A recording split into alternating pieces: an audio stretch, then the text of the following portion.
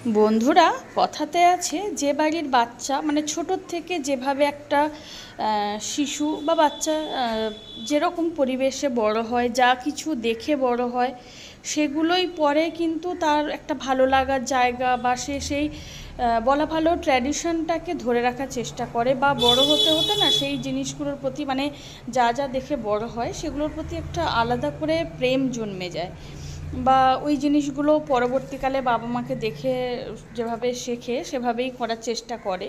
এটা কিন্তু হয়, এটা কিন্তু আমরাও মানি। তো এই কথাটা আমি আজকের বলছি, তার একটা কারণ আছে।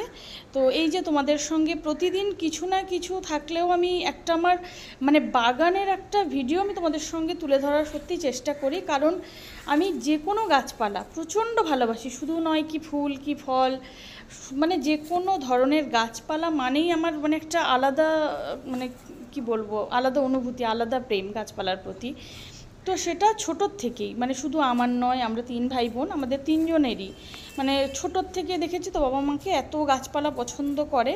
তো সেই জায়গা দাঁড়িয়ে আমাদের পরবর্তীকালে না মানে ওই সাজাবো, মানে এরকম হয়েছে প্রচুর পাতাবাহার কিনে গেটটাকে কি সুন্দর করে বাহারি পাতাবাহার দিয়ে সাজাবো এরকম। তো এতটাই ভালোবাসি যে যেখানে মনে হয় একটা গাছের ডাল কাটতে গেলেও মনে হয় নিজের বুকের পাঁজরাটা ভেঙে যাচ্ছে, এরকম এতটা ভালোবাসি। তো কিছুক্ষণের জন্য বোনের বাড়িতে গেছিলাম, একটু দরকার ছিল।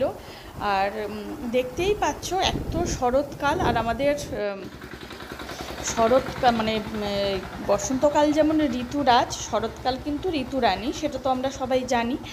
তো গেছিলাম আমি বোনদের বাগানের ভিডিও বহুবার বহু রকমভাবে তুলে ধরেছি, যেরকম যখন যেরকম ঋতুতে গেছি সেরকমভাবেই তুলে ধরেছি। অ্যাকচুয়ালি কিন্তু গ্রাম যে জায়গাটা মানে যেখানে বড় হয়েছে আমি, যারা এগুলো গ্রামের কাছাকাছি থাকে বা গ্রামে যারা বড় হয়েছে, গ্রামে যারা বাড়ি, তারা এই জিনিসগুলো বেশি করে হয়তো ফিল করবে।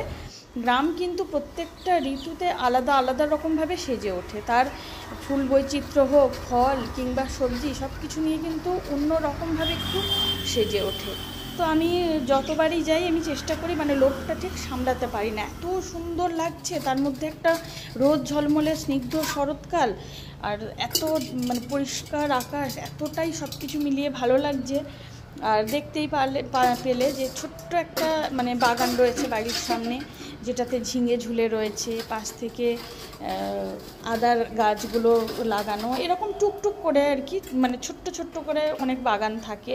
এগুলো করে গ্রামের দিকে ম্যাক্সিমাম বাড়িতে নিজেদের মতো করে, এমনটা নয় যে মানে কিনবে না বলে, কিন্তু ভালো লাগে সাজানো গোছানো। এই যে গাছটা দেখছো, এটা আমাদেরও আছে, তবে আমাদেরটা এখনও কুড়িয়ে আসেনি। এটাকে বলা হয় গৌরী চৌরি, হলুদ রঙের ফুল দেখো দূর থেকে। আর তার থেকেও একটা জিনিস দেখো, আমি চেষ্টা করেছি পুরো গাছগুলোকে তুলে ধরার। রাস্তাটা দেখেছো তো, মনে হচ্ছে যেন পুরো সোনায় পুরো মোড়ানো, এত সুন্দর হলুদ ফুলগুলো ঝরে ঝরে পড়েছে, এতটাই অপূর্ব লাগছে যে নতুন করে কিছু বলার নেই। গ্রাম কিন্তু গ্রামই হয়, তার মধ্যে এই নীল আকাশ, সঙ্গে তার পেঁজা তুলোর মতো মেঘগুলো ভেসে রয়েছে, সব কিছু মিলিয়ে না পুরো যেন অনবদ্য, মানে যেগুলো জাস্ট হয়তো আমি বলছি আমার মনের কথাগুলো তোমাদের সঙ্গে মানে তোমাদের কাছে এক্সপ্রেস করছি ঠিকই, কিন্তু সেই ফিলিংটা বোধহয় মানে আমি যতটা ফিল করতে পারছি, তোমরা দেখে কতটা বুঝতে পারছো বা ফিল করতে পারছো আমি সত্যিই জানি না। তো তোমাদের কার এরকম পরিবেশ ভালো লাগে জানিও। রাস্তাটা দেখলে বারবার করে এগুলো মানে এগুলোর থেকে না জাস্ট চোখ ফেরানোই দায় হয়ে যায়, এরকম একটা অবস্থা।